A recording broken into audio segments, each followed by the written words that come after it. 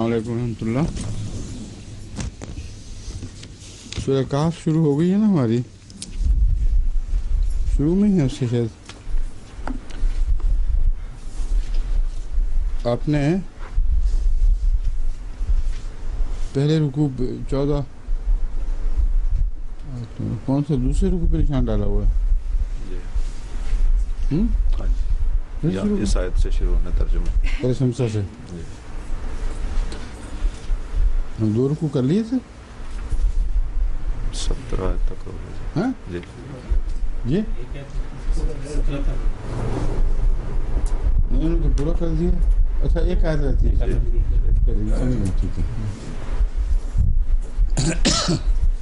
اعوذ باللہ من الشیطان الرجیم، بسم اللہ الرحمن الرحیم۔ وترى الشمس اذا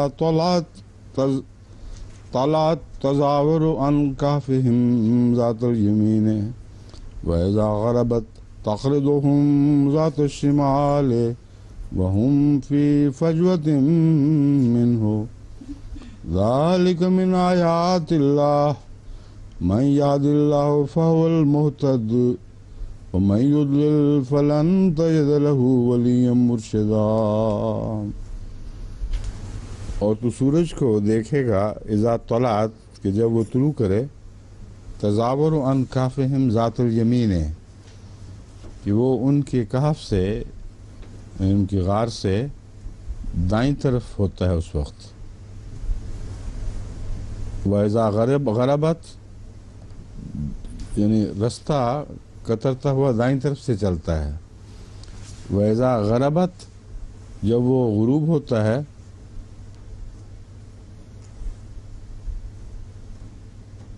تقرضهم ذات الشمال، تو ان کو کاٹتا ہوا شمال کی طرف، بائیں طرف چھوڑ دیتا ہے۔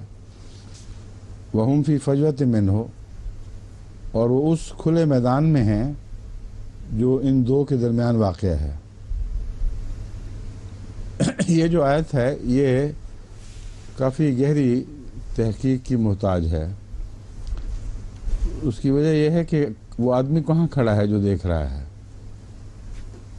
اور کب سورج ان علاقوں میں جہاں غاریں ہیں یہ حرکت کرتا ہے کہ کبھی دائیں طرف نکلتا ہوا دائیں طرف سے دکھائی دیتا ہے اور ڈوبتا ہوا بائیں طرف سے، اور کس کو دکھائی دیتا ہے؟ کوئی شمال سے دیکھے گا تو کچھ اور ہوگا، جنوب سے دیکھے گا تو کچھ اور نظارہ ہوگا، کس لیٹیچیوڈ سے دیکھ رہا ہے، کس لانگیچیوڈ سے دیکھ رہا ہے۔ یہ سارے امور طے کیے بغیر اس آیت کی اور ان غاروں کی نشاندہی ہو نہیں سکتی۔ اور قرآن کریم نے جو یہ تفصیل بیان فرمائی ہے یہ بڑی گہری حکمت پر مبنی ہے، اس کا جغرافیہ بیان کر دیا گیا ہے، اور اگر ہم اس کو سمجھیں ہی نہیں تو ان آیات کا ہمیں کیا فائدہ پہنچے گا۔ اس سلسلے میں جو میں نے تحقیق کی اور اس کے بعد ایک کمیٹی ہے بٹھائی ماہرین کی، اس کی روح سے سب سے پہلے تو دیکھنے والے کی جگہ معین کرنا ضروری ہے۔ اور چونکہ آن حضرت صلی اللہ علیہ وآلہ وسلم اول مخاطب ہیں اور یہ سورت مکی ہے، اس لیے مکہ ہی وہ جگہ بنتی ہے جہاں سے وہ دیکھنے والا نظر ڈالے گا، اور وہ عین ایکویٹر پر واقع ہے۔ اس لیے مکے سے یہ جگہ لازماً شمال کی طرف ہونی چاہیے۔ ایکویٹر سے اگر دیکھیں غاروں کو تو یہ شمال کی طرف ہونی چاہیے، کیونکہ اگر جنوب کی طرف ہوں تو ان کو سورج ایسی صورت میں کہ دائیں طرف سے ابھرے اور بائیں طرف ڈوبے یہ نہیں ہو سکتا۔ اس لیے 2 باتیں قطعی ہو گئیں، ایک یہ کہ دیکھنے والا مکے میں کھڑا ہے، نمبر 2 وہ اس کے شمال کی طرف غاریں ہیں، اور جب وہ دیکھتا ہے تو 2 رخ اس کے ہوں گے، ایک سورج کو نکلتے ہوئے دیکھے گا دائیں طرف مڑ کے، اور ایک بائیں طرف مڑ کے سورج کو ڈوبتے ہوئے دیکھے گا۔ نکلنے اور ڈوبنے کا کیوں ذکر ہے خصوصیت سے، اور فجوہ سے کیا مراد ہے؟ لوگ عام طور پہ یہ سمجھتے ہیں کہ غار کی چوڑائی مراد ہے، حالانکہ غار تو اتنے تنگ ہیں کہ ان کے لیے فجوہ کا لفظ استعمال ہی نہیں ہو سکتا۔ غاریں ایک فجوہ کے اندر واقع ہوئی ہیں، یہ ہے اصل مضمون۔ اب جو سورج نکلنے اور غروب ہونے کے جو انداز ہیں اور جہاں سے ہم ان کو دیکھ رہے ہیں ہمیں کیا دکھائی دیتا ہے، اس کو جو جغرافیائی لحاظ سے نہیں سمجھتا ہو اس کے لیے یہ آیت کوئی بھی معنی نہیں دے گی، کیونکہ فجوہ ہے کتنا بڑا۔ مکے سے کھڑے ہو کر آپ دیکھیں تو کس دائرے میں وہ غاریں ہونی چاہیے۔ اس کے متعلق جغرافیائی لحاظ سے یہ نقطہ یاد رکھنے کے لائق ہے کہ سورج جب طلوع کرتا ہے تو وہ زمین کا رم جہاں سے ابھرتا ہے، وہ زمین کے کنارہ گولائی کا، وہ زیادہ سے زیادہ ہم سے 20 میل کے فاصلے پر ہوتا ہے، اور جب وہ غروب ہوتا ہے تب بھی بین ہی اتنے ہی فاصلے پر مغرب میں ہوگا وہ۔ اور یہ جو فاصلے ہیں یہ ٹرین کی وجہ سے بدلتے رہتے ہیں کچھ۔ اگر آپ اونچے مقام پر کھڑے ہوں گے تو کچھ زیادہ بڑھ جائے گا، آپ نیچے مقام پہ کھڑے ہوں گے تو کچھ کم ہو جائے گا، مگر جہاں تک مکے کا تعلق ہے اس کے دونوں طرف فلیٹ زمینیں ہیں، اس لیے وہ بہترین زاویہ ہے، زاویہ نگاہ مہیا کرتا ہے، اور زمین کی گولائی کا جو کرو ہے وہی فیصلہ کرتا ہے کہ یہ فاصلہ کتنا ہونا چاہیے۔ ہم سمجھتے ہیں وہ لاکھوں میل دور سے سورج ہمیں نظر آیا ہے ابھرتا ہوا، یا زمین کے بہت دور آگے مشرق میں کہیں واقع ہوا ہے، وہ زیادہ سے زیادہ 20 میل ہوتا ہے ہم سے۔ وہ اس لیے ہے کہ زمین کی جو گولائی ہے یہ یوں، جب ہم اس طرف جا رہے ہیں تو پھر سورج کو دیکھیں گے، اگر سورج یہاں ہو تو زمین جب یہاں ہماری نظر یہاں تک اثر کرتی ہے، اگر یوں کھڑے ہو کے یہاں تک، یہ تو جلدی گولائی آ گئی میرے ہاتھ کی، چلیں یہاں سے یہاں تک دیکھ رہے ہیں، تو جب تک سورج اس لائن میں نہیں آتا وہ پیچھے چھپا ہوا ہے۔ یہاں اگر ہم کھڑے ہوں تو سورج کا اس لائن میں اوپر آنا ضروری ہے تاکہ ہم اس کو دیکھ سکیں، تو جب اس لائن سے اوپر ابھرتا ہے تو ہم کہتے ہیں کہ وہ اذا طلعت، اور جب وہ غروب ہوتا ہے تو اس طرف اتنے ہی فاصلے پر زمین کی گولائی کا جو کہ وہ کرو قریباً ایک جیسا ہے، اتنے ہی فاصلے پر وہ غروب ہو جاتا ہے۔ تو ہمیں ایک معین فجوہ مل گیا۔ وہ فجوہ یہ ہے کہ مکے سے اگر شمال کی طرف منہ کریں تو 40 میل دائیں، 20 ادھر اور 20 ادھر، 40 میل تک شمال میں نظر ڈالیں تو اس فاصلے کے اندر اندر کہیں غاریں ہونی چاہیے، اور وہ غاریں ڈیڈ سی اسکرولز کی غاریں ہیں، جہاں اول طور پر عیسائیوں نے پناہ لی تھیں، اور غالباً روم کی غاریں بھی اسی لائن میں آتی ہیں۔ میں نے نقشے رکھ کے سامنے تو ایک دفعہ تحقیق کی تھی، اب چونکہ بس وقت نہیں رہا، دوبارہ دیکھا نہیں غور سے، تو آئندہ پھر میں آپ کو بتا دوں گا کسی وقت۔ تو یہ جو مکے سے شمال کی طرف منہ طے ہو گیا اور دائیں طرف 20 میل ادھر 20 میل ادھر شمال تک چلے جائیں، جہاں بھی غاریں آئیں گی وہ غاریں ہو سکتی ہیں اگر ان پر دوسری جو تعریف ہے وہ بھی صادق آئے کہ سورج ان کے پرلی طرف سے ابھرتا ہو، اور زیادہ شمال میں سورج پرلی طرف سے ابھرتا ہی نہیں۔ اور پھر کس موسم میں یہ واقعہ ہوگا یہ بھی دیکھنا ہوگا، سردیوں میں اور پوزیشن ہوگی، گرمیوں میں اور پوزیشن ہوگی، اور کس وقت کا ذکر چل رہا ہے یہ معین ہو جائے تو پھر اور بھی کچھ تاریخی مسائل اس سے حل ہو جائیں گے۔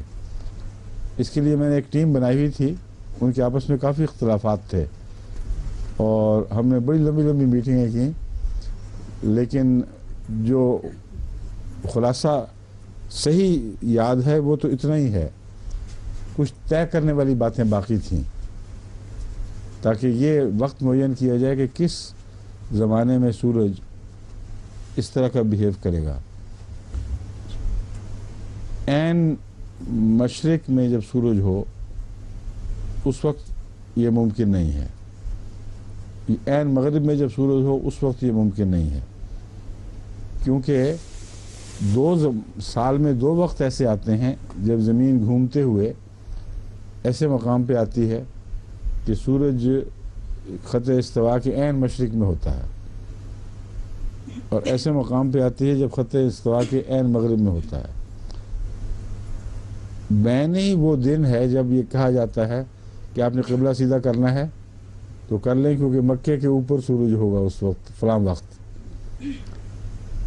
تو اس طرف اگر رخ کرے اور سورج دکھائی دے رہا ہو تو عین 12 بجے جب مکے کے 12 بج رہے ہوں اس سورج وہاں چوٹی پہ اوپر کھڑا ہو نظر دکھائی دیتا ہے۔ یہ صرف سال میں 2 دن ایسے ہیں جب بین ہی خط استوا کا رخ سورج کی طرف ہوتا ہے جو اس کے مشرق میں ہو یا مغرب میں ہو۔ یہ اس طرح بدلتا ہے کہ سورج اگر یہ ہے تو زمین گھوم رہی ہے اس کے ارد، اور یہاں آ کر مشرق میں چلی جاتی ہے۔ جب سورج زمین گھومتے گھومتے ادھر آئے گی تو سورج مشرق میں ہو جائے گا، جب گھومتے گھومتے ادھر جائے گی تو سورج مغرب میں ہو جائے گا۔ باقی سب وقتوں میں زاویے بنیں گے۔ یہ ایک پلین پر نہیں ہوتا چونکہ، اس لیے یہ مشکل میتھمیٹیکل کیلکولیشنز ہیں، لیکن اتنی بات قطعی ہے کہ 2 وقت ضرور سال میں 2 دفعہ ضرور ایک دن ایسا چڑھتا ہے کہ سورج خط استوا کے گرد گھومتا ہوا دکھائی دیتا ہے۔ یہ جو علاقے ہیں یہ ویسے کہ میں نے بیان کیا ہے خط استوا کے شمال میں واقع ہیں، جنوب میں نہیں ہیں، اور آن حضرت صلی اللہ علیہ وآلہ وسلم کا نقطہ نگاہ جو ہے وہ زاویہ نگاہ وہ فیصلہ کرے گا، چونکہ آپ مکے میں تھے، کہ کون کون سی جگہوں میں ہے۔ چنانچہ ان پہلوؤں کے پیش نظر سورج کا چڑھنا اور اترنا یہ جب طے ہو جائے تو وہ معین دن بھی طے ہو جائیں گے۔ غالباً آیت کا نزول انہی دنوں میں ہوا ہے، جن دنوں میں یہ واقعہ اس طرح ہوتا ہے۔ تحقیق کے دوسرا پہلو جو باقی ہے اس میں یہ ہے، میرا جہاں تک نقطہ نگاہ ہے وہ یہ ہے کہ آیات ایسے زمانے میں نازل ہوئی ہیں جب بین ہی یہ سارا جغرافیہ اطلاق کا پا رہا تھا صورتحال پر، اور اس کے بعد پھر یہ فیصلہ کرنا ہے کہ تخرج ہوں ذات الیمین و ذات شمال کے بعد جو یہ مضمون آئے گا کہ ان کو ہم دائیں طرف، وہی بات ایک اور رنگ میں دہرائی جاتی ہے، ان کو دائیں یمین میں بھی پھیلائیں گے اور ادھر شمال میں بھی پھیلائیں گے۔ شمال سے مراد بایاں ہاتھ ہے، یمین سے دایاں ہاتھ۔ تو وہ غاریں جو تنگ ہوں ان میں تقلب دائیں طرف اور بائیں طرف ممکن ہی نہیں ہے، اس لیے اس کے 2 معنی بنیں گے۔ جہاں تک غاروں کا تعلق ہے وہ شرقاً غرباً پھیلی ہیں، ایک غار تو تھی نہیں، اور لوگ وہی تھے جو غاریں بنانے والے تھے۔ اب فوزیہ شاہ کے سپرد میں نے تحقیق کی ہوئی تھی یہ ڈیڈ سی اسکرول والی، کیوں آپ نے غاریں جو دریافت کی ہیں وہ ڈیڈ سی کے شمال میں تھی نا، اور شرق میں غرب میں پھیلی ہوئی ہیں۔ ہاں نارتھ میں ہے نا، نارتھ میں جو ہیں، مگر وہ نارتھ میں شمالاً جنوباً پھیلی ہوئی ہیں یا شرقاً غرباً پھیلی ہوئی ہیں؟ جہاں تک مجھے یاد پڑتا ہے وہ ڈیڈ سی کے کنارے کنارے ہیں، اور ڈیڈ سی کا کنارہ جو ہے شمالی اس میں شرقاً غرباً ہی ہوگا وہ کنارہ، طبعاً بالکل گولائی 100% تو ناممکن ہے، لیکن اگر ڈیڈ سی یوں ہے اور یہ شمال ہے تو ڈیڈ سی کے کنارے کنارے واقع ہیں، تو ڈیڈ سی کے ساحل شمالی ساحل شرقاً غرباً ہی ہوگا۔ اس لیے آپ چیک کر لیں دوبارہ، کیونکہ جو استنباط ہے جب تک اس کو جغرافی حقائق سچا نہ دکھائیں، محض ایک تفسیر ہے، ذوقی چیز ہے۔ جب جغرافیائی حقائق اس کو صحیح دکھا دیں پھر ہمارا حق ہے کہ کہیں کہ یہی قرآن کریم کی مراد تھی، تو اس کو آپ چیک کر لیں سمجھ گئے؟ جہاں تک مجھے سرسری یاد ہے وہ یہی بنتا ہے کہ ڈیڈ سی اسکرول جو ہم نے دیکھی تھیں یعنی نقشے میں، تو وہ شرقاً غرباً بنائی گئی ہیں. ڈیڈ سی یعنی بحر مردار کے اوپر شمال کی طرف، اور ایک طرف سے بنی ہے تو پھر کچھ ادھر بنی ہیں، کچھ اس غار کے ادھر بنی ہیں، جس سے یہ بھی امکان ہے کہ وہ غار جس سے آغاز ہوئے وہ وسط میں واقع ہوگی تقریباً.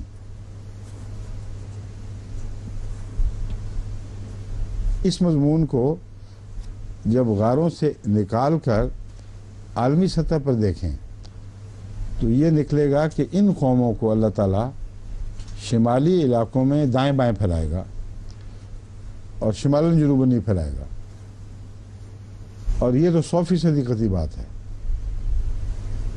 پہلی بات، غاروں کے اطلاق میں تو ممکن ہے کہ کچھ فرق ہو اور وہ معنی مراد ہی نہ ہو، مگر یہ معنی تو یقیناً مراد ہے، کیونکہ یہ اصل بنیادی معنی ہے جو مستقبل میں اسلام اور بلکہ ساری دنیا سے گہرا تعلق رکھنا تھا جس نے. وہ یہ ہے کہ ہم ان کو اہل کہف کو، اصحاب کہف کو مشرق اور مغرب کے رخ پر شمال میں پھیلا دیں گے اور وہی ان کا عروج ہوگا. چنانچہ جتنی قومیں ہیں مغربی عیسائی قومیں، ان کو اللہ تعالیٰ نے شمال میں ہی عروج عطا کیا ہے. چنانچہ کئی دانشور کہتے ہیں کہ ایسٹ ویسٹ کی ڈیوائیڈ غلط ہے، اصل میں نارتھ ساؤتھ کی ڈیوائیڈ ہونی چاہیے، کیونکہ ترقی یافتہ ساری قومیں نارتھ میں ہیں اور پسماندہ ساری قومیں ساؤتھ میں ہیں، یعنی مادی اور دنیاوی ترقی کے لحاظ سے. اور یہی مضمون ہے جو غالباً میں نے ایک دفعہ پہلے کسی ذکر میں عراق کے جنگ میں یا کسی موقع پہ بتایا تھا کہ جو بڑی ڈیوائیڈ جو دنیا کو تقسیم کر رہی ہے اور کرے گی آئندہ، وہ نارتھ ساؤتھ ڈیوائیڈ ہے. ریسزم کی شکل بدل جائے گی اور صرف سفید فہمی یا غیر سفید فہمی کی بحث نہیں ہوگی، کیونکہ یہودی سفید فہم اصل میں نہیں ہیں. یہودی عربوں والا رنگ رکھتے ہیں، لیکن چونکہ یہ شمال میں منتقل ہو گئے، اب وہ شمالی قوموں کا حصہ بن گئے ہیں اور عرب جنوبی قوموں میں ہی رہے ہیں. اس لیے جو آئندہ دنیا میں ڈیوائیڈ ہوگی اور بہت بڑے فیصلہ کن جنگیں ہوں گی، اس میں شمال اور جنوب کی جو لائن ہے غالباً یہ فیصلہ کن ہوگی. اور وہ پھر جو ٹوٹے گی ان کی، وہ دیوار تو پہلے ٹوٹ چکی ہے، مگر وہ فیصلہ کن جنگ آخر پہ کیا ہوگی وہ قرآن کریم میں مختلف جگہ اس کے اشارے موجود ہیں.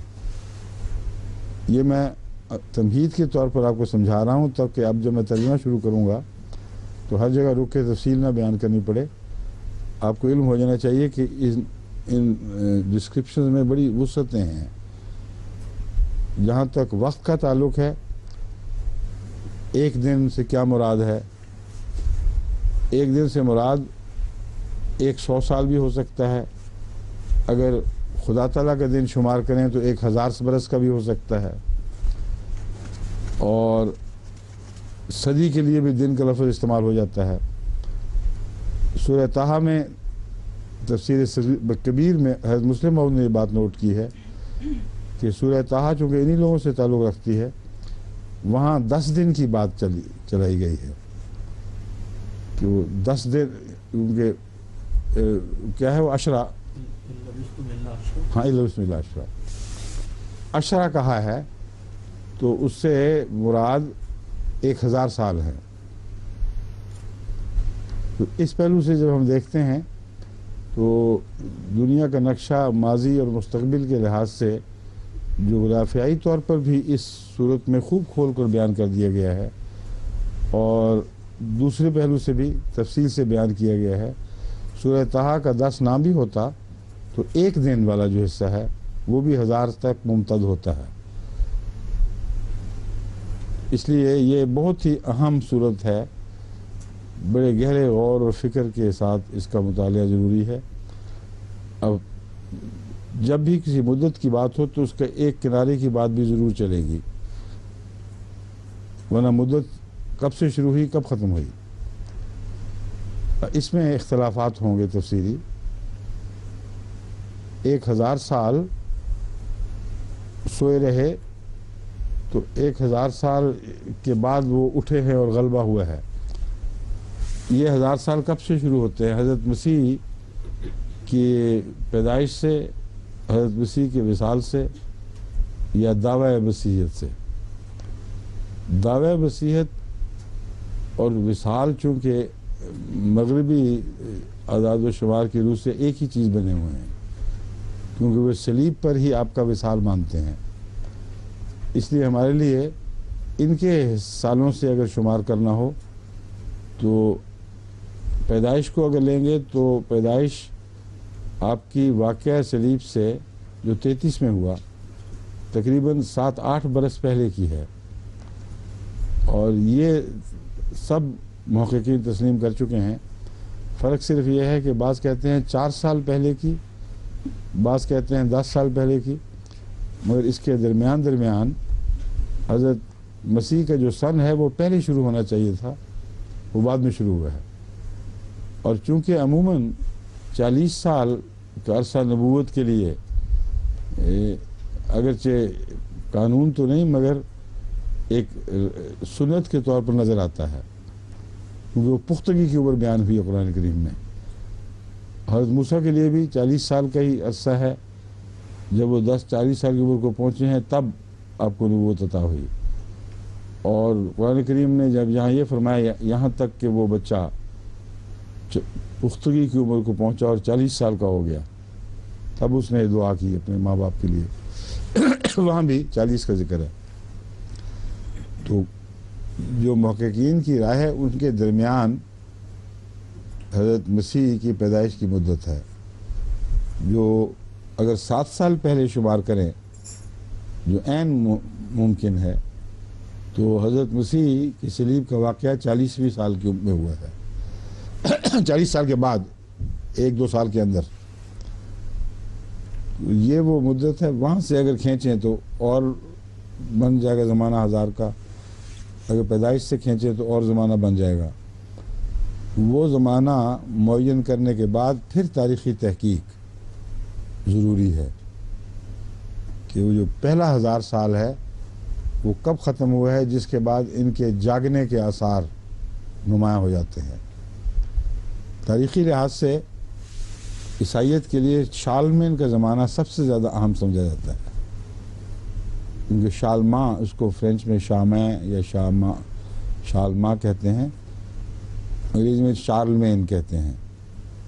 تو چارلمین کا زمانہ جو چارلس ہے اصل میں، وہ بہت اہمیت کا زمانہ ہے، اور وہ غالباً آج سے 1000 سال پہلے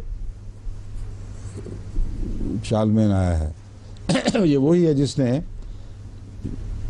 فرانس سے مسلمانوں کو نکال کر اسپین کی طرف دھکیل دیا تھا، اور اس کے بعد پھر اس نے اپنی عیسائی حکومت مغرب کی طرف ممتد کی، اور جبری طور پر آخن سے پرے جتنے بھی جرمن تھے ان کو اس نے جبراً تلوار کے زور سے عیسائی بنایا۔ اور اس کے علاوہ وہاں اس کا جو کیتھیڈرل ہے ابھی تک وہ دیکھنے والا ہے، وہ پہلا جرمن کے سوائل پر، جرمن کے میدان پر جو چرچ بنایا گیا ہے وہ چارلمین نے بنوایا تھا، وہ آخر میں ہے۔ تو میں آپ کو یہ سمجھا رہا ہوں یہ باتیں کہ یہ چارلمین کا زمانہ تو اہمیت رکھتا ہے، مگر وہ آیا 1000 سال کی ڈسکرپشن میں آتا ہے کہ نہیں، اور اگر نہیں تو اٹھنے کا زمانہ ہو سکتا ہے اس سے پہلے شروع ہوا ہو۔ اور چارلمین خود بھی تو پہلے ہو سکتا ہے، یعنی ضروری نہیں کہ اگر آج سے، جہاں تک مجھے یاد ہے وہ آج سے 1000 سال پہلے کاؤنٹ کریں تو 996 بن جائے گا، اور چارلمین اس سے پہلے کا ہے جہاں تک مجھے یاد پڑتا ہے، وہ چیک کریں گے ڈکشنری میں۔ اور 1000 سال اگر پورے شمار کریں تو اس وقت یورپ میں کیا کیا تبدیلیاں ہو چکی ہیں. جو بڑی تبدیلیاں ہوئی ہیں حضرت مسیح کے 1000 سال بعد، جس میں 40 سال کا فرق اوپر نیچے کا دیکھنے والا ہے، وہ معمولی بات ہے. وہ یہ ہے کہ ڈنمارک کا بادشاہ عیسائی ہو گیا ہے. پولینڈ نے عیسائی حکومت ہونے کا، عیسائی ملک ہونے کا اعلان کر دیا ہے. اس قسم کے وہ اس دور میں عیسائیت کے یورپ پر غلبے کے بڑے نمایاں واقعات ہوئے ہیں جن کو تاریخ لینڈ مارک قرار دیتی ہے. اس لیے قرآن کریم نے جو 1000 برس فرمایا ہے، میرے نزدیک وہ حضرت مسیح سے ہی شروع ہونا چاہیے، نہ کہ کسی اور جو وقت سے. اگر حضرت مسیح سے شروع کریں گے تو پھر اب ہمیں تاریخی کھوج نکالنا ہوگا کہ وہ کیا ایسے نمایاں واقعات ہوئے ہیں جہاں ان کے لیے کہا جا سکے کہ یہ مبعوث ہو گئے ہیں گویا دوبارہ. رومن امپائر ختم ہوئی. رومن امپائر کے متعلق تو یہ کہتے ہیں 1000 سال رہی تھی، لیکن وہ 1000 سال حضرت عیسیٰ سے شمار نہیں ہوتے، وہ پہلے سے شمار ہوتے ہیں. جس کا مطلب ہے کہ رومن امپائر کا اختتام کہیں 600-700 سال عیسوی میں کہیں ہوا ہے، جو اس کی عظمت کا اختتام ہے.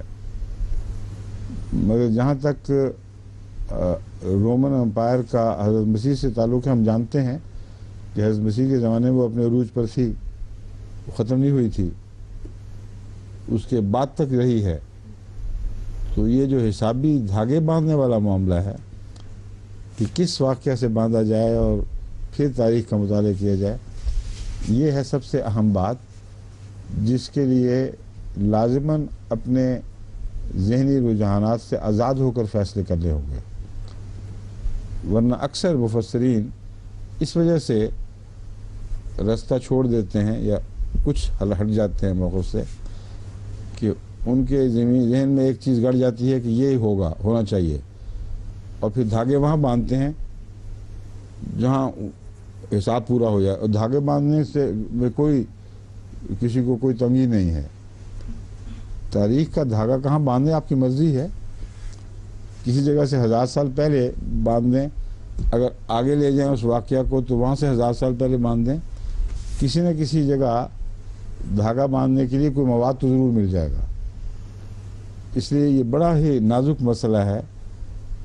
اگر ہدایت حاصل کرنی ہے تو پھر ذاتی جذباتی رجحانات سے بالا ہو کر ہمیں اصولاً کوئی فاصلہ کرنا ہوگا پہلے کہ تاریخ شروع سے کہاں سے کرنی ہے.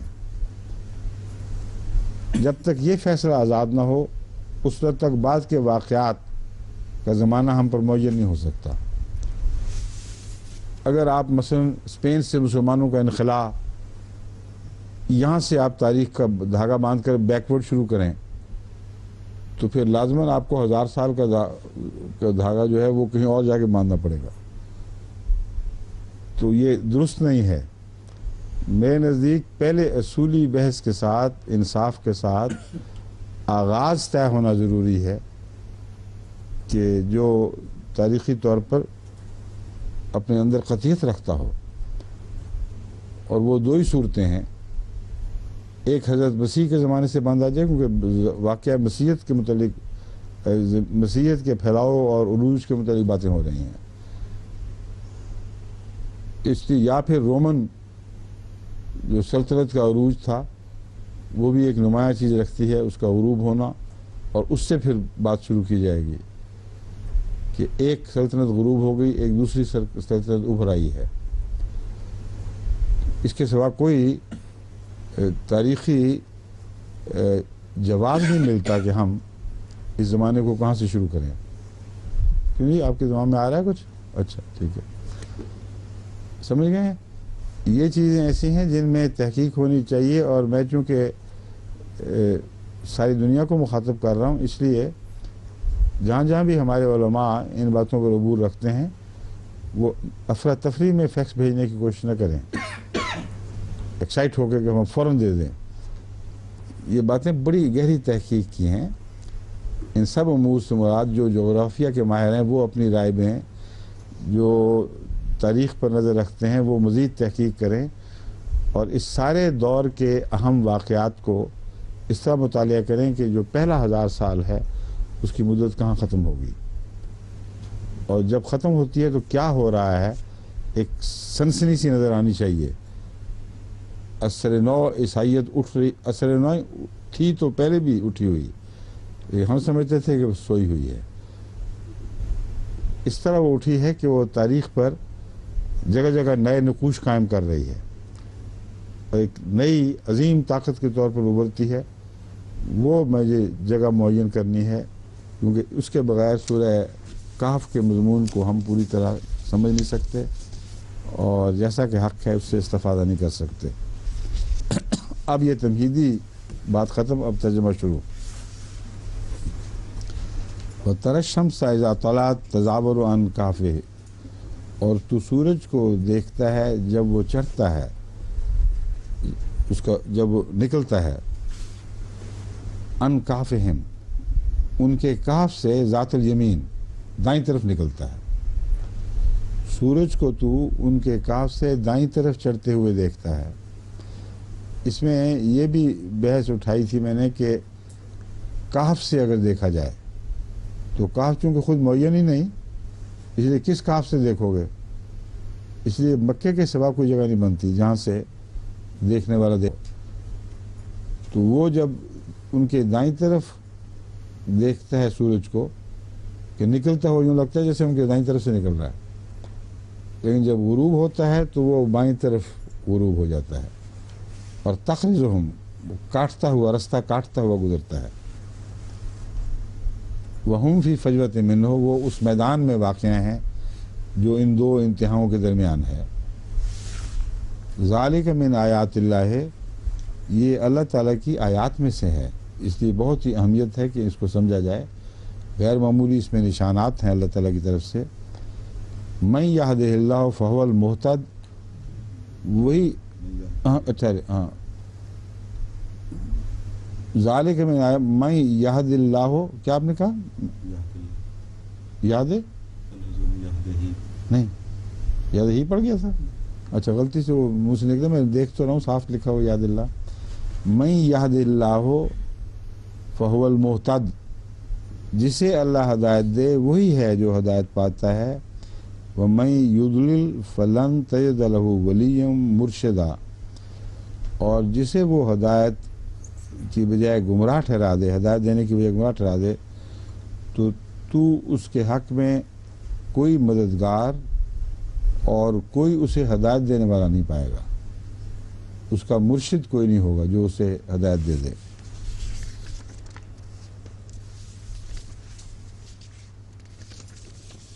وَتَحْسَبُهُمْ أَيْقَاظًا وَهُمْ رُقُودٌ، تو ان کو جاگا ہوا سمجھ رہا ہے حالانکہ وہ سوئے ہوئے ہیں۔ ایک یہ ترجمہ ہے اس کا جو عام طور پر ہمارے تراجم میں راہ پا گیا ہے۔ میرے نزدیک یہ ترجمہ اس لیے درست نہیں ہے کہ اسی آیت کا اگلا حصہ وَقَلْبُهُمْ بَاسِطٌ ذِرَاعَیْهِ بِالْوَسِیدِ بھی ہے، اور یہ ترجمہ کرنا کہ وہ 100 سال تک سوئے پڑے تھے اور اکیلا کتا جاگا ہوا باہر بیٹھا تھا، یہ بالکل بے معنی ترجمہ ہے اور ہمیں کچھ نہیں، کوئی حقیقی بات بتاتا ہی نہیں جو قرین عقل ہو۔ دوسرا ترجمہ میں نے ہی اسی مضمون کو واو حالیہ سمجھتے ہوئے یوں بنے گا وَتَحْسَبُهُمْ أَيْقَاظًا وَهُمْ رُقُودٌ، باوجود اس کے کہ وہ سوئے ہوئے ہیں پھر بھی تو انہیں جاگا ہوا سمجھ رہا ہے، یعنی ان کے اندر جو طاقتیں بیدار ہوں گی تو وہ ایسا لگے گا جیسے اس زمانے میں سوئے پڑے تھے۔ اور اس کی دلیل آگے یہ ہے کہ لَوِ اطَّلَعْتَ عَلَيْهِمْ لَوَلَّيْتَ مِنْهُمْ فِرَارًا وَلَمُلِئْتَ مِنْهُمْ رُعْبًا، اگر تو ان پر جھانک لے تو پھر بھی ڈرے گا اور ان سے مروب ہو جائے گا، جس کا مطلب یہ ہے کہ اس وقت بھی یہ قومیں بڑی طاقتور تھیں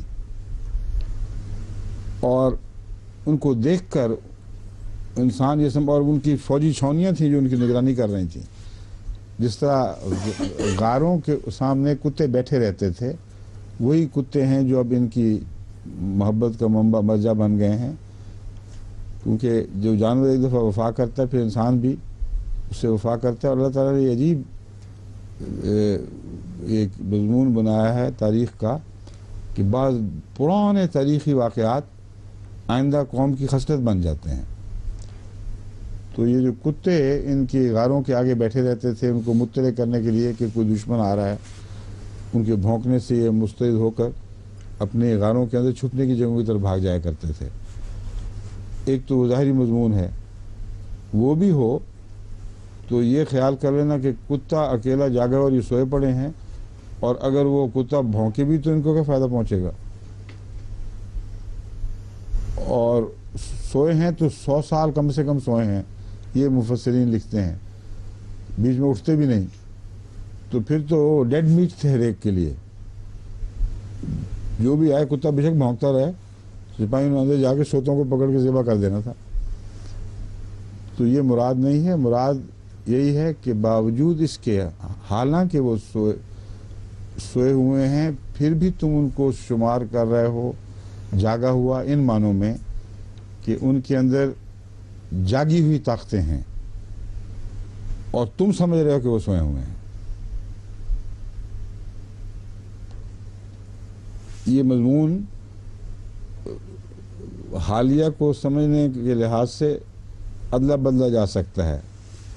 تعصبہم ایقاظم وہم رقود کی حالت میں بھی تم ان کو جاگا ہوا سمجھ رہے ہو. یعنی ان کی ادائیں، ان کی طرز جاگے ہوئے والی ہیں، لیکن اللہ جانتا ہے کہ ابھی ان کی طاقتیں مخفی ہیں، ابھی پوری طرح ابھری نہیں ہیں. اس لیے یہ معنی لے لیے جائیں تو پھر ساری آیت کے ساتھ یہ معنی درست بیٹھتے ہیں. وَنُقَلِّبُهُمْ ذَاتَ الْيَمِينِ وَذَاتَ الشِّمَالِ، اور ہم انہیں مشرق و مغرب میں یعنی اسی لیٹیٹیوڈ پر جو شمال کے حصے میں واقع ہیں انہی لیٹیٹیوڈ میں مشرق اور مغرب میں پھیلا دیں گے. اور اب دیکھ لو کہ غاروں کے اندر کیسے ان کو مشرق و مغرب میں پھیلایا جا سکتا ہے، ناممکن ہے. ایسی تنگ غاریں ہیں کہ جہاں جا کے وحشت ہوتی ہے اور ان میں ان کے شرق و غرب میں پھیلنے کا کوئی سوال ہی نہیں پیدا ہوتا. تو ایک وعدہ ہے آئندہ مستقبل کا کہ ہم ان قوموں کو شرق و غرب میں پھیلا دیں گے جو شمال ہی کے حصے میں واقع ہوگا، یعنی جنوبی شرق و غرب میں نہیں، بلکہ جگائیں گے جب وہ واقعتاً جاگے ہوئے دکھائی دیں گے تم سب کو. یہ وہ دور شروع ہوگا جب ہم ان کو شرق اور غرب میں طاقت بخشیں گے. وَقَلْبُهُمْ بَاسِطٌ ذِرَاعَيْهِ بِالْوَسِيدِ، اور ان لوگوں کی فوجی چھاؤنیاں ہمیشہ ان کی سرحدوں کی حفاظت کریں گی اور نگران رہیں گی. وہ بہت بڑی طاقتور فوجی قومیں ہیں جو وجود میں آنے والی ہیں. جس طرح کتا غار کی حفاظت کیا کرتا تھا، اس طرح شرق و غرب میں جہاں جہاں ان کو پھیلاؤ ملے گا ان کی فوجی چھاؤنیاں حملہ آوروں کے خلاف مستعد اور نظر رکھنے والی ہوں گی. لَوِ اطَّلَعْتَ عَلَيْهِمْ لَوَلَّيْتَ مِنْهُمْ فِرَارًا وَلَمُلِئْتَ مِنْهُمْ رُعْبًا. اس حالت میں جب تو ان کو دیکھے گا تو رعب سے بھر جائے گا اور ان سے فرار اختیار کرے گا.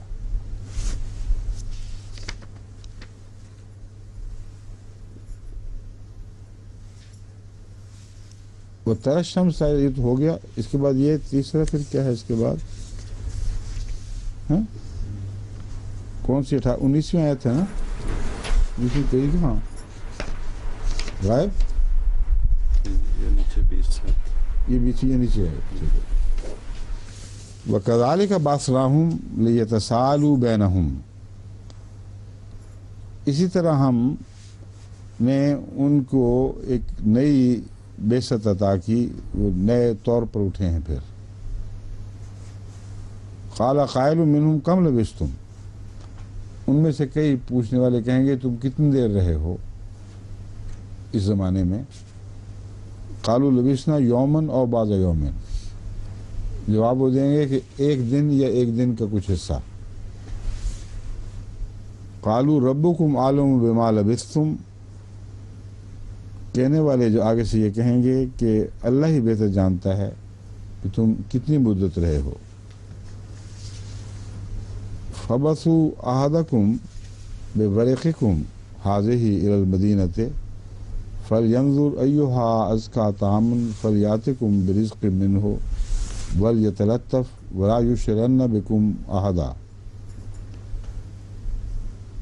اور فبسو، پس تم اٹھو اور بورقکم، اپنا سکہ یا نوٹ جو بھی کرنسی ہے، اس کرنسی کو لے کر المدینۃ، شہر کی طرف جاؤ۔ فلینظر ایھا ازکی طعاما، اور پھر دیکھو کہ کون طعام کے لحاظ سے سب سے زیادہ نفع مند ہے۔ ازکا کا مطلب اچھا طعام، اور دوسرے یہ کہ نفع مند، دونوں میرے نزدیک اس کے اندر شامل ہیں۔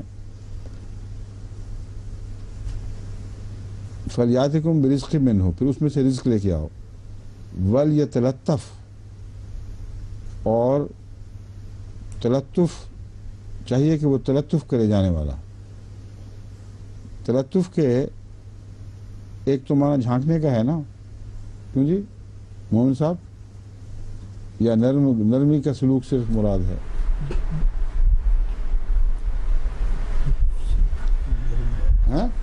نرم بات نہیں، وہ تو ہے ہی، میں ویسے پوچھ رہا ہوں تلطف میں، یہ تلطف میں کہیں جھانکنے یا جائزہ لینے کا مفہوم تو نہیں داخل ہوتا؟ ایک طرف تلطف کرنا، اس طرف جھکنا، اس طرف نگاہ کرنا، ایک نرمی کے لحاظ سے بھی آتا ہے، اور ایک طرف اس طرف رخ پھیرنے کے لحاظ سے بھی آتا ہے۔ آپ دیکھیں گے اس کا جائزہ لیں۔ یہ اس لیے کہ جو مضمون ابھر رہا ہے میرے ذہن میں، اس میں کچھ وہ پہلو بھی ہونا چاہیے اس کے اندر بظاہر۔ ولا یشرن بکم احدا، اور کوئی اپنے متعلق لوگوں کو باتیں نہ بتائے، لوگوں کی باتیں معلوم کر کے آئے۔ یہ مضمون ہے اصل میں۔ اب غار کے زمانے میں یہ بات یاد رکھنی چاہیے کہ یہ لوگ وقتاً فوقتاً یہ معلوم کر کے، یہ اندازہ لگا کے کہ بیرونی دنیا میں حکومت ان کے موافق آ گئی ہے، کوئی انقلاب برپا ہوا ہے، اس وقت یہ باہر بھیجتے رہے ہیں اپنے نمائندے۔ اور اس پہلو سے یہ تلطف کا معنی یہ ہوگا کہ کوئی اختیال پیدا کرنے والی بات بالکل نہ کرنا، ابھی جائزہ تم نے لینا ہے، اور ان کی طرف تلطف کرو اور واپس آ جاؤ، مگر تلطف ایسا ہو کہ وہ تمہارا راز نہ پا سکیں، تم ان کے راز پا لو۔ ولا یشرن بکم احدا، اور جو بھی ہمارا نمائندہ باہر جائے وہ اپنے متعلق تفصیلی حالات ان کو نہ بتائے۔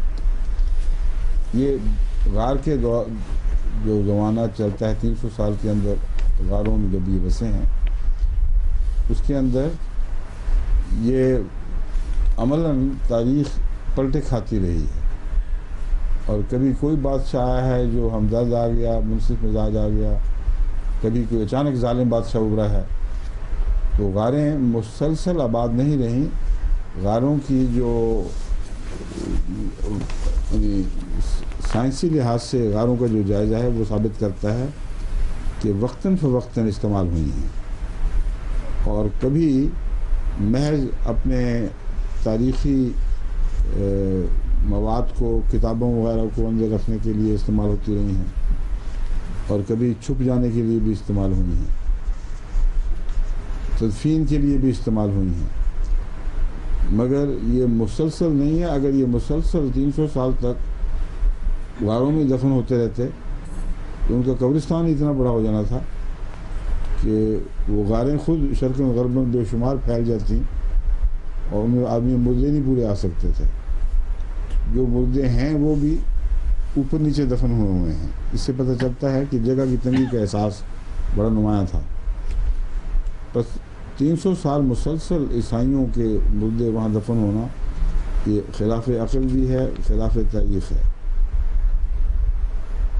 بس یہ جو دور ہے، اس میں وہ لوگ جب ہمدرد آ جاتے تھے اوپر تب یہ بھیجا کرتے تھے، اور ورقکم ھذا کا مضمون ان کی سلطنتیں بدلنے سے تعلق رکھتا ہے۔ میں جب ہم آئے تھے تو یہ ورق لے کے آئے تھے، یہ سکہ چل رہا تھا، اب اوپر جا کے دیکھو کہ اس سے کیا ہاتھ آتا ہے، یہ سکہ ہے بھی کہ نہیں اب، اور تبدیل تو نہیں ہو گیا کہیں۔ یہ جو واقعہ ہے اس کو اگر تفسیری رنگ میں پہلے واقعہ سے لگائیں تو لفظاً تو پوری تطبیق کرنا آسان نہیں ہے، مگر عمومی تطبیق ہو جاتی ہے۔ جو شمالی قومیں ہیں انہوں نے جب آغاز میں اپنی اقتصادی مقاصد کی خاطر جنوبی قوموں کی طرف آدمی بھیجے ہیں، تو اس زمانے میں جنوبی قوموں میں بھی بہت طاقت تھی اور ان سے نرم بات کرنا لازم تھا ان کا، کیونکہ یہ خیال کر لینا کہ جنوبی قومیں بالکل ہی وہ مردہ گوشت تھی ان کے سامنے، بالکل غلط خیال ہے۔ بہت بڑی بڑی طاقتور سلطنتیں تھیں، یہاں تک کہ سلطان صلاح الدین ایوبی نے اور اس دور میں بہت سے مسلمان بادشاہوں نے، پھر اس کے بعد ترکی حکومت نے بڑی طاقت کے ساتھ ان کو جواب دیے ہیں، اور کوئی آسان چیز نہیں تھی ان پر فتح حاصل کرنا، لیکن لازم تھا ان کے لیے کہ ان سے تجارتی تعلقات استوار کریں اور یہ دیکھیں کہاں سے اچھا رزق ملتا ہے، اور اس دور میں ان سے خوش آمدانہ اور نرم باتیں کریں تاکہ وہ اس سے بھڑک کے الگ نہ ہو جائیں۔ یہ اس پہلو سے جو میں اب مضمون بیان کر رہا ہوں بین ہی تاریخ پر چسپاں پاتا ہے مضمون، اور واقعتاً ان لوگوں نے جب بھی جنوب کی طرف یعنی اپنے علاقے سے باہر، غار سے باہر آنے سے مراد اب یہ ہوگی کہ وہ شمالی علاقہ جس میں خدا تعالیٰ نے ان کو محدود کر دیا تھا، وہاں سے جب باہر نکلے ہیں تو بین ہی اس پالیسی پہ نکلے ہیں، اور کوئی بھی اس میں استثناء نہیں۔ تمام شمالی ممالک نے جنوب کی طرف جو سفر کیے ہیں وہ تجارتی غرض سے کیے ہیں، اور تجارت کے لحاظ سے جو بہترین اڈے تھے وہ قائم کیے، اور تلطف کا مضمون بہت نمایاں نظر آتا ہے۔ بہت ہی نرمی کی باتیں کرتے تھے، بہت ہی تعریفیں کرتے تھے، تحائف لے کے جاتے تھے بادشاہوں کو، اور جو بھی طاقتیں اس وقت مسلط ہوا کرتی تھیں ان کی خوش آمدیں، ان کو تحفے دینا، یہ سب تلطف کی باتیں ہیں۔ دوسرا مضمون تلطف کا جو میں سمجھ رہا ہوں وہ یہ ہے کہ جب انسان کسی کی طرف سے تلطف کرتا ہے تو اس کی طرف جھکتا ہے اور اس کو دیکھ رہا ہوتا ہے، جائزہ لے رہا ہوتا ہے قریب سے۔ یہ مضمون اس لیے ذہن میں آتا ہے کہ آگے فرمایا وَلَا يُشْعِرَنَّ بِكُمْ أَحَدًا، کہ ان کو بتانا نہ کہ تم کہاں ہو۔ غار کے زمانے میں اگر حکومت بدل گئی ہے تو بتانا نہ بتانا بے تعلق ہو جاتا ہے، اس لیے میں نے کہا تھا کہ ہر چیز بہنے ہی اس پہ چسپانی ہو رہی، اور دوسرے ان کو پتہ بھی لگ جانا تھا خود ہی۔ یہ کیسے ہو سکتا ہے کہ اکیلا آدمی اجنبی سا پرانے زمانے کے سکے لیے پھرتا ہو، ان سے چیزیں خرید رہا ہو، اور اس کا پتہ ہی نہ ہو کہ وہ کہاں رہتا ہے۔ اس کا پیچھا کر کے لوگوں نے معلوم کر لینا تھا، اس کو پکڑ لینا تھا، زبردستی ساتھ لے کے چلتے کہ جاؤ بتاؤ کہاں سے نکل کے آئے ہو، تم پرانے زمانے کے واشی نظر آ رہے ہو، آئے کہاں سے ہو، چلو ہمارے ساتھ۔ اس لیے یہ بات لفظاً پوری طرح اس پر صادق نہیں آتی اس دور پر، لیکن مانن جو مستقبل سے تعلق رکھنے والے واقعات ہیں ان پر نہ صرف صادق آتی ہے بلکہ بڑی برمحل صادق آتی ہے۔ چنانچہ اس پہلو سے یہ تلطف اور یُشْعِرَنَّ بِكُمْ أَحَدًا لا یُشْعِرَنَّ بِأَحَدٍ کا ایک مضمون کا تعلق بن جاتا ہے۔ ان سے لطف کا سلوک کرو، ان پر جھکو، نرمی کی بات کرو، ان کی خبریں تو لے آنا، لیکن اب نہیں نہ ان کو بتانا تم کیا کر رہے ہو، تمہاری ترقی کے راز کیا ہیں۔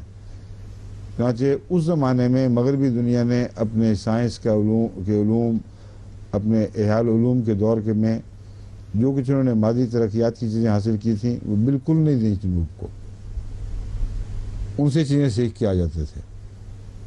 بارود کا استعمال، توپوں کا، یہ جو دور مار میسائلز ہیں ان کا استعمال انہوں نے سیکھا ہے، مگر ان کو دیا کچھ نہیں. اور یہی جو علوم کا اخفاء ہے اس نے پھر ان کو ایک بڑی بھاری برتری ان پر عطا کر دی.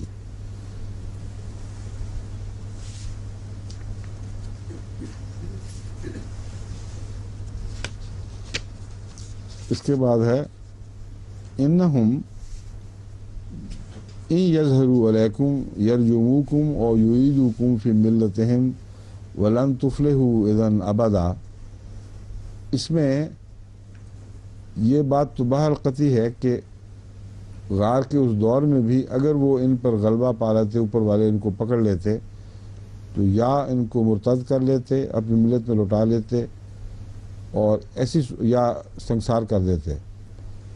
تو اس لیے وہ اکیلا آدمی جو ہے وہ کیسے بچ سکتا تھا؟ اکیلے آدمی کے بچنے کا تو اس پر ان کے لیے کوئی سوال نہیں، نہ ان کے مخفی رہنے کا کوئی سوال رہتا ہے.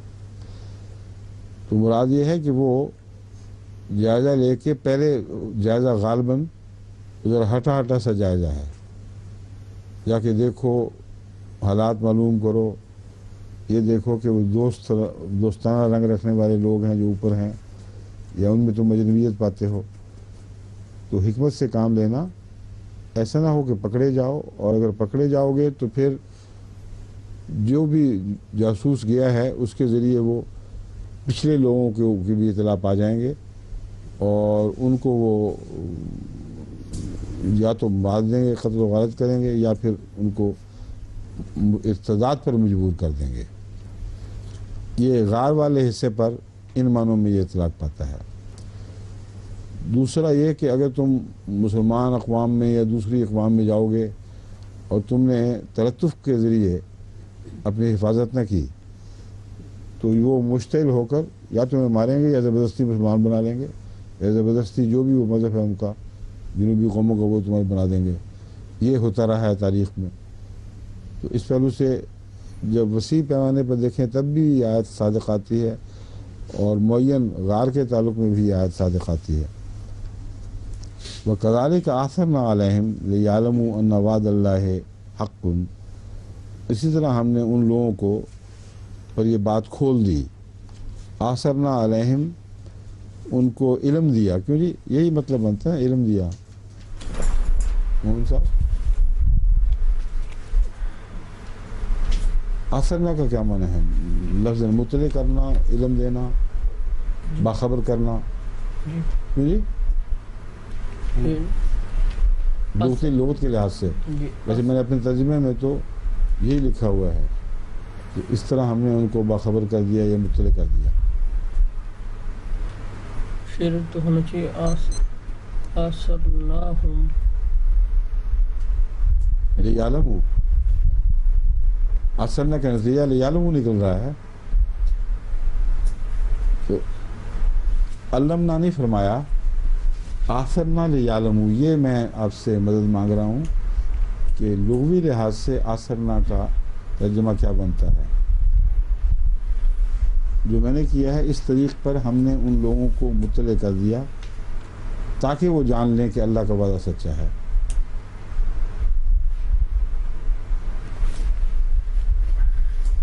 یہ قمر صاحب آپ کو بھی ماشاءاللہ کافی واقفیت ہے لغت سے. امام صاحب تو اسی وقت بیچارگی کا اظہار کر دیتے ہیں اپنی شکل سے کہ مجھے موقع دو، میں تحقیق کر کے بتا دوں گا، لیکن ابھی نہیں. کیونکہ یہی بات ہے نا. نہیں، لغت میں کیا ہے، اس کا روٹ کیا ہے، میں پوچھ رہا ہوں. یہ تو سرسری علم ہی ہے سب کو. یہ ابھی تک ہم نے کسی کے علم میں نہیں ہے لفظ لغت کے لحاظ سے اثر کا کیا معنی ہے، اور اثرا اور آثرا ان میں کوئی فرق تو پڑے گا بہرحال. مگر اس کا کوئی اور لفظ قرآن کریم میں یاد ہے کسی کو اثر کے لفظ کا استعمال؟ اسرا، وہاں وہ کس موقع پر ہے؟ قسم کھانے میں پہلے اگر معلوم ہو جائے کہ وہ انہوں نے جھوٹ بولا ہے تو پھر دوسرے گواہ لائے جائیں. اوہ ٹھیک ہے، وہ ایگزیکٹلی وہ اطلاع پانے اور معلوم ہونے کے معنی میں ہے. یہ اثر اطلاع دینا جی اثر اطلاع معلوم ہو جانا اور اثر معلوم کرانا. وہی ہاں ٹھیک ہے. امام صاحب دیکھیے آپ نے بیگم ماشاء اللہ.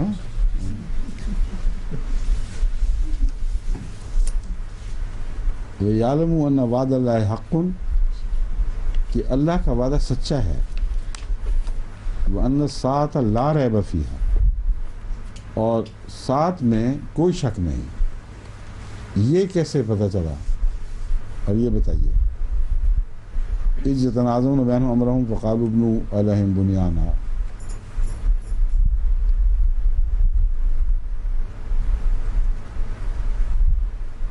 کیوں جی؟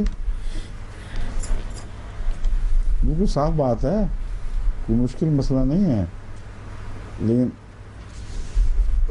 واضح طور پر ذہن نشین ہونے والی بات ہے. ویسے ذہن نشین کرنے والی بات ہے.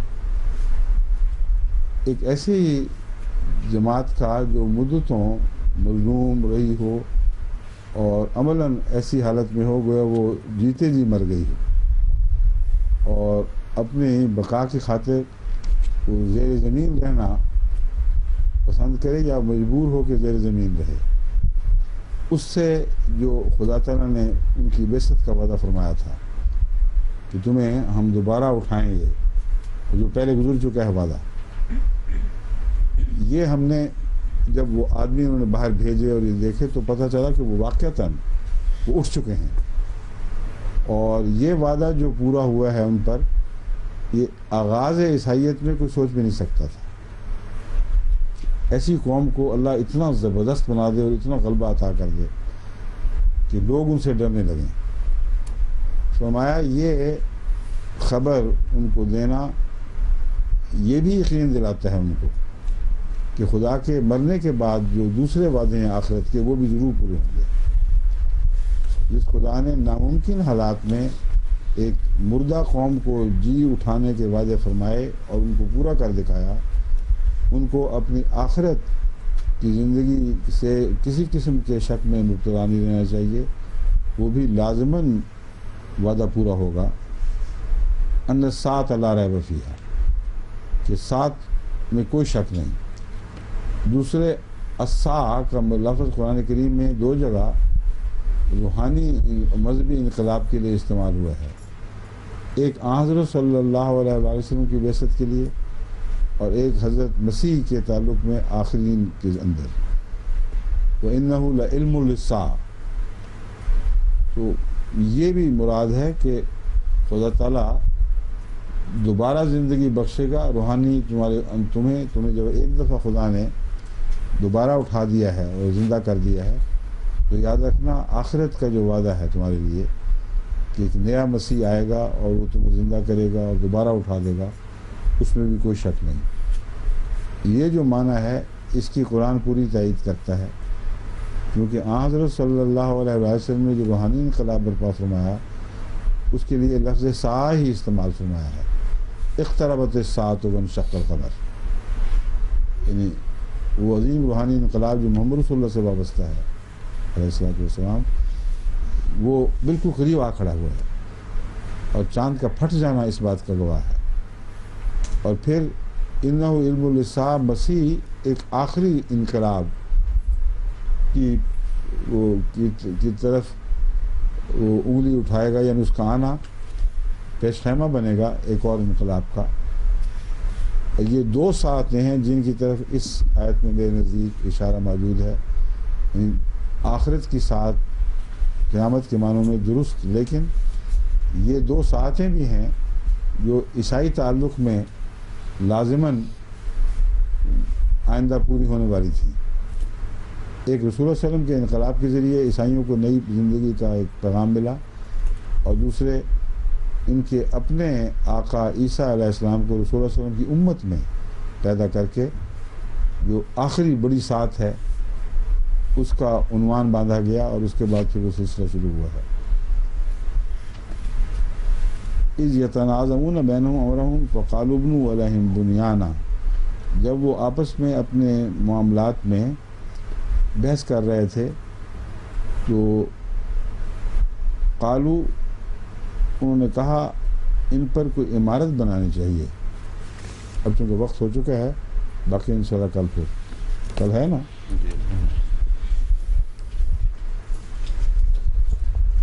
مسجد کی تعمیر کا ذکر آئے گا نا اب یہاں. چلیں جی،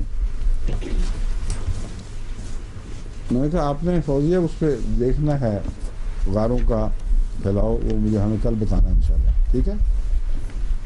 اور وہ باقی جو ہمیں وقت پہ آئیں جتنا ہے، کچھ وہ ناصر سفیر کو کہیں، وہ جغرافیہ کا ماہر ہے، اس سے میں نے جو کام لیا تھا نا تجاورہم والا، اس نے کافی محنت سے اس کی جستجو کی تھی.